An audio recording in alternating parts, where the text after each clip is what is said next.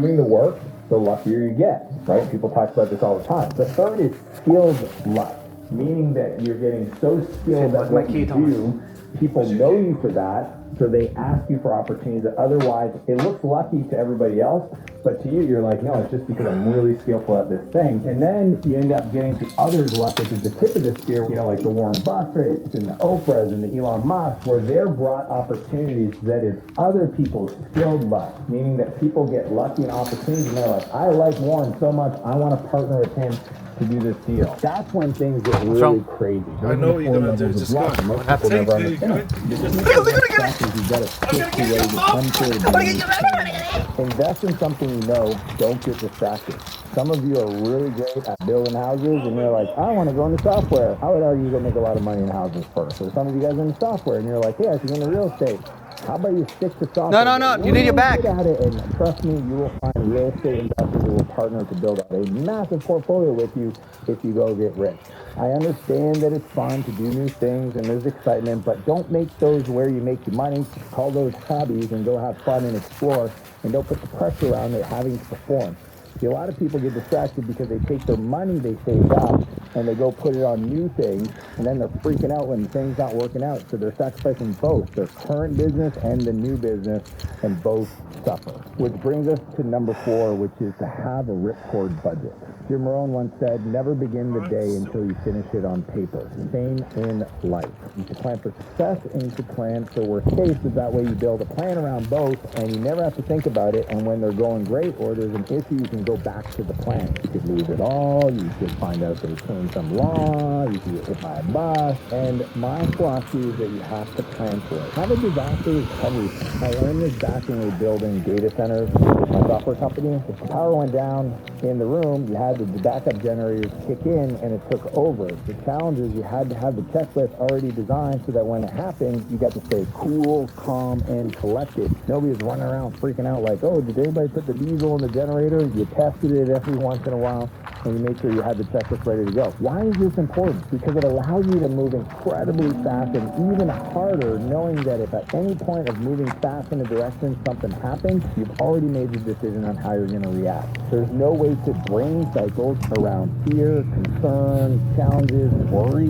My business coach Ed Milet has a great thing, says worry is a wasted use of your imagination. I think most times because we haven't built a plan, we're always worrying about what could happen. How about you just decide to do if it does and get back to building your life? So there's 2 categories you want to look at. There's the business side and the personal side. Most people will say in business, you want to have at least 3 months of operating expenses. Some will say 6 months, but honestly, I've never seen a scenario where you need that much. As long as you're fast to respond to issues, then yeah, you might need 6 months or more. On the personal side, 6 months of overhead is what you want to have ready, liquid, in cash, so that if anything happens to you, you lose your job, your business goes to zero, the family won't be impacted, and there's no scenario seen where an individual couldn't rebound within 6 months if they had the fortitude and the mental focus to just get back in there and find an opportunity. You need to save to weather the storm, because on every economic downside that's ever happened, there's this crazy upswing on the back end. It's like a slingshot. So you want to be ready to go through tough times, so you built the plan so that you can come out like a rocket ship. Which brings us to number 5, which is give to get. Anne Frank once said, no one ever became poor by giving. I love this so much. Literally, it's like my ethos in life. I wake up every day asking myself, how can I create more value for other people than anybody else in their life? That is just a fun place to get to, where you wake up and you're just giving. So here's a funny story to give you a little bit more color. A couple years ago, I realized I had been hoarding credit card points. I don't know why, it just became this fun game that I play with myself. I put credit cards in all my companies for all the ads they run and all these other scenarios, and I was collecting millions of points per year, but I never used them. I've done this with, Starbucks points as well at the coffee shop. I don't know why I just got into this hoarding mentality, and I realized that this hoarding behavior was holding me back. So this year, I woke up, I remember telling my assistant, I said, we are going to spend all of it. I'm going to use all the coffee points, I'm going to use all the travel points. Any points that I've been hoarding is going to get spent and here's why. I call this money velocity. See, the more you spend, the more opportunities you create. The more you spend, the more you learn. The more you spend, the more you can get in return because you're making good investments. See, I use the word spend, but don't get it confused. It's about putting money in the market, being part of the economy. The more time and money exchanges hands, the more value is created in the world. See, money is energy, and if you hoard it, it will find its way away from you. If you spend it, it creates more energy, comes back to you, and allows you to do bigger things with it. Most people think I'm not supposed to save, but they don't invest. I know I did that for a long time. I looked at my bank account and I just kept saving. It was in a savings account, but it wasn't doing anything. At one point, I had millions of dollars. My banker was like, hey, do you want to do anything with this? And I'm like, leave me alone. Don't touch it. No, if we could put it in a GIC, I'm like, don't talk to me. I don't trust you. It's because I didn't know any better. Then I realized that if I take the money, I put it in the market, I put it into investments, I invest in myself, I invest in my team, I use it, I circulate it. It's a reason. The more I use it, the more it comes back because I'm telling the world that I believe that it's a flow, it's an energy. It comes out, it comes back. It's just like the more you give, the more you get. That's why you how it didn't works. subscribe that If time. you hoard it, it will find its way away from you. Yeah. If you hoard it, you simply tell the world it's a scarce It's only one resource. click. Don't give me more because often if you put it in the bank, it's also, hey, there's an unlimited amount of money out there. I'm going to put it out, it's going to come back. Then I'm kind of learning, I'm earning, I'm creating opportunities and getting resources to do bigger things. Which brings us to number 6, to minimize borrowing. Robert Kiyosaki probably said for that one thing, only difference between a rich person and a poor person is how much their time is debt. How would I pay debt? When I got my first apartment, I had to buy furniture for the place. So I went down to my local furniture shop, I sat down, tested furniture. I was kind of college, so I knew that I finally found the set that I wanted, and the sales guy's like, hey, good news, we can offer financing. And I'm like, what does that look like? And he tells me this magical thing where I don't have to make a payment for like 4 years or something like that. Anyways, I decided to take it because there was no interest, blah, blah, blah, and it just sounded awesome. The problem is by the time I had to start making payments, when you actually looked at the fine print and the interest rate kicked in, I ended up paying 4 times more for the furniture than if I would have just paid for it. The truth was, I was borrowing money to buy things that didn't make me money. So this is what I've learned about borrowing money. See, the banks make their money on the majority of the collecting of the debt and paying of interest. What I want you to consider is how do you borrow money to make a return for yourself? It's to increase your earning potential, right? So in the short term, if you make an investment in your business, I want you to monitor the ROI. You're still learning how to do it. You got to take shots on goal. Small bullets, little tiny bullets, take shots. You're like, I'm going to spend some money, see if I get a return. These are ways to learn. Then, if you figure it out, you want to cannonball.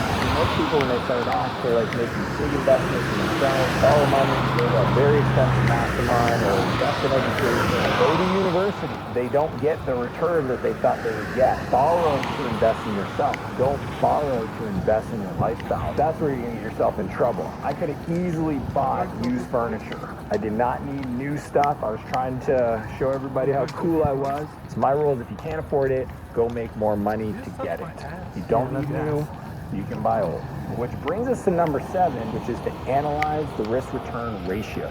Warren Buffett said, risk comes from not knowing what you're doing. Let me tell you about this crazy story. There's this investor named Bill Ackman. Back in the day, he took $27 million and he invested in a CDS, credit default swap. And that investment, in I think a 12-month period, turned into $2.7 billion.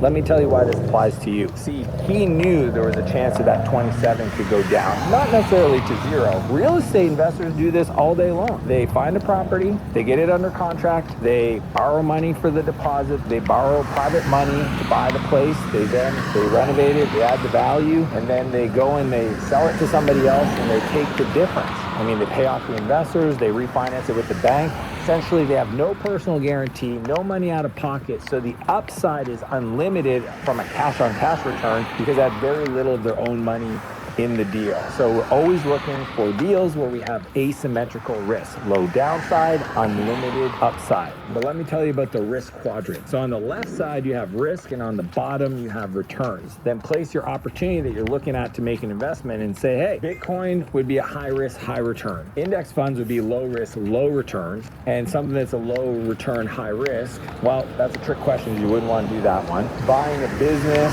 or some real estate and improving the business or the real estate, that's called value add. That deal would look like a low risk, high return scenario. Which brings us to number 8, which is to not fear money. Ayn Rand once said, wealth is the product of a man's capacity to think. I love that. See, we all have these money stories, these money beliefs. My buddy Ramit said he calls them money scripts. They're blueprints. There's the way we think about money. Yeah, I had a weird one that I used to think that I needed to go bankrupt to be successful. I know, it's crazy. And it pushed money away from me for years because I'd read books on Dave Ramsey, who went bankrupt, Walt Disney, bankrupt, Henry Ford, bankrupt. And it made me think, oh my gosh, what if I push really hard and I lose all this money? So it made me question decisions and almost folded my businesses. Some of us have stories around thinking being rich is bad and it's only for the greedy. Well, if you thought that and you're a good person, would you want to race to be rich or would you slow yourself down? Yes, there's bad and there's greedy people, but most rich people I know are incredibly generous and good people. The more you judge people and fear money, the more you'll push it away. A lot of people self-sabotage themselves to being rich, and I'll tell you why. Let's say your goal is to be rich. I'm just curious, we just played a game and said, what are some of the negative beliefs people might have around being rich? Well, they might say, well, rich people don't pay taxes, and rich people steal from people, and rich people are greedy, and rich people are self-centered. And you could just list all these beliefs in order and just ask yourself, have I ever thought that? Because what I've discovered is that if we don't work through all the negative beliefs we have about being rich, then we'll fear money and we'll push it away. So you don't if your van is honest, good stuff like that. That just happens to be reflected in. But if I play this, I want you to invite I don't think it's gonna money into your life by be very friendly. You deserve money. It's too loud. That rich people are great people and create of abundance. But we have to, but we just have to push more. Bring us to number 9, which is to Push more to make more money. I once had this buddy. My only reason was to have him is because the money.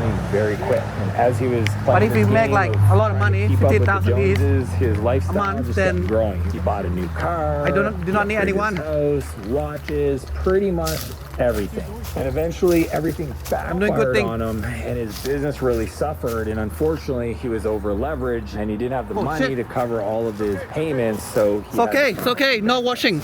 You see, once you start making money, the game is here to try and live off as little as possible for as long as possible. Not to suffocate your ability to reinvest in yourself to make more money, but to just not be no washing. Instead of buying the new BMW, no washing. Yourself or another business vehicle that could buy you 10 BMWs in the future. Some people think that compound interest is the most powerful force in the universe, but delayed gratification is even stronger, and that's why this money rule will make you rich if you're able to delay trying to reap the rewards too soon. You should get used to playing this game of spending as little as possible for as long as possible. Like all the Gucci and the fancy stuff, and look, I know a lot of people see me today with the jet and the cars and the house and all that stuff, but even today I live off about 10% of my income because I'm reinvesting in other things that are going to make me money in the long term.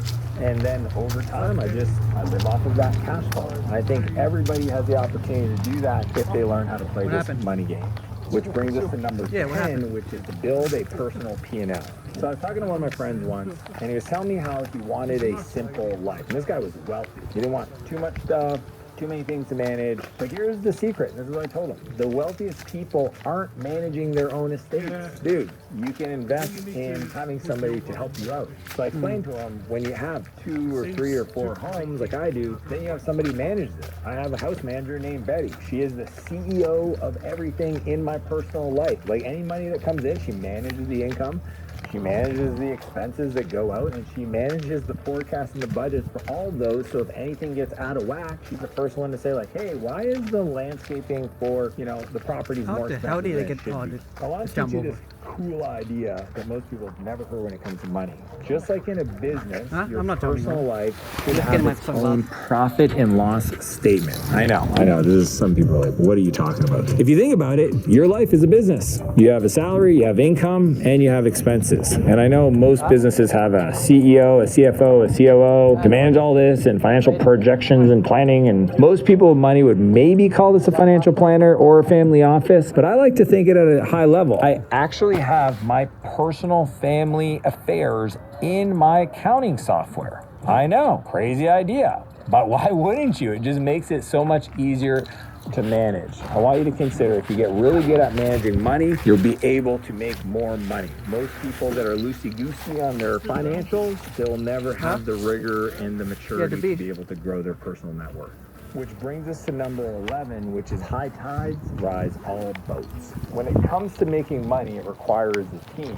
And I used to have a belief that if I trained a team, that eventually they would leave. You know, I have my buddy Cameron Herold, incredible author. You know, people would say to him, like, what if you hire a bunch of people and you train them and then they leave? And he would joke, well, what if you don't and they stay? So what most people do is they hire less competent people because it feels more secure, because they're insecure about people leaving them. The challenge with that is this: B's and C's risk your A's. So think about anybody on your team today that might be great. If you hire somebody that makes them work harder, they're gonna get frustrated and they'll eventually leave. So if you're trying to rise the tide, if you're trying to increase the average of the people on your team, then you have to invest in your people. I mean, I know when things are good, it's easy to invest in them. The economy's good, I invest in my people. But honestly, even when they're not doing so well, just don't stop. It could be you training them, buying some training, making sure they feel supported. So the best way to keep people is to understand what their dreams and goals are. And my rule is your dreams and goals for your life have to be big enough for everybody else's to fit inside of,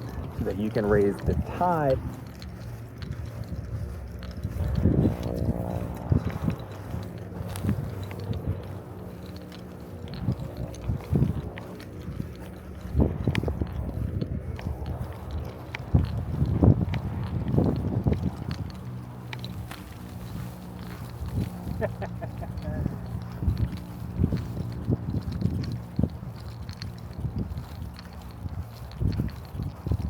What happened?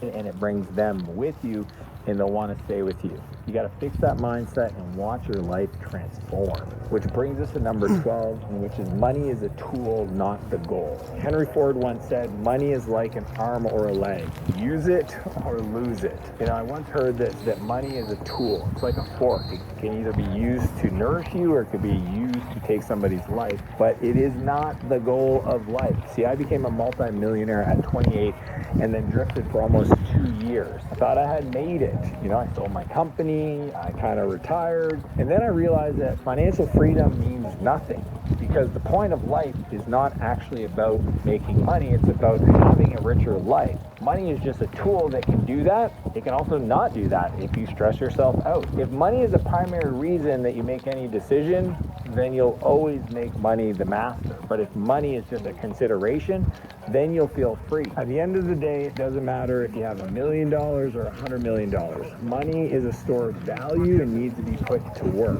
The work is to buy you time, so you have options about how you want to spend it to become more valuable, ideally, so you can reinvest it in making more money, to buy more time, to feel useful. I mean, at the end of the day, people talk about happiness. I'm not about being happy. I think that's a moment in time. What I want to feel at the end of the day is I want to feel useful. I want to feel like I created something. I want to feel fulfilled. And when I look back at the days where I felt that way, it's usually spent with people I really admired, creating something really cool that was kind of hard, to do things that were going to impact a lot of other people. Don't make money the primary goal, but a tool to get to your goals. Which brings us to 13, which is your network is your net worth. Oprah famously said, surround yourself with only people who are going to lift you higher. If you think about it, you got to look around your peer group and ask yourself, are these people that are going to lift me up to achieve higher levels? My friend jokingly asked me, because I was saying that, you know, I'm trying to upgrade my network. And he said, how many of your friends have private jets or gate codes? And at the time, I was like, none? He's like, We need to connect more with. But that's usually a good filter, because people that are kind of vibing at that multi-millionaire. level typically have a lot of cool stuff going on in He's your going life. to Thailand If you more want to often get in a now. room where you're going to feel So like we need an to talk to imposter, him. which is the key, then you got to make Gilmore. sure that those people are doing really big. At the 5 dogs Most people guy. make the mistake. They say you become the average The of one the in our 5 group. people you spend time with. I would actually, you become the average of the 5 people that you let influence you. I upgrade my relationships all the time.